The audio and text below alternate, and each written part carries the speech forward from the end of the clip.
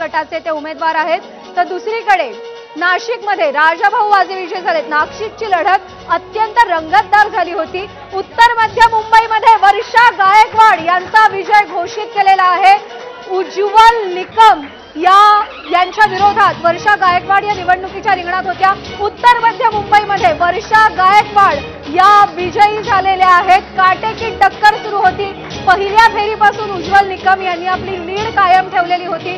उज्ज्वल निकम जिंकतील अशी आशा अनेकांना होती, पण उत्तर मध्य मुंबईमध्ये वर्षा गायकवाड या विजयी झाल्या आहेत। उज्ज्वल निकम यांना पराभवाचा धक्का बसलेला आहे। अत्यंत महत्त्वाची, अत्यंत प्रतिष्ठेची, अत्यंत मानाची अशी ही जागा उत्तर मध्य मुंबईची, पण उत्तर मध्य मुंबईमध्ये देखील वर्षा गायकवाड यांच्या विजयाचा निश्चिती मिळालेली आहे। वर्षा गायकवाड यांच्या विजयावर शिक्कामोर्तब झालेला आहे।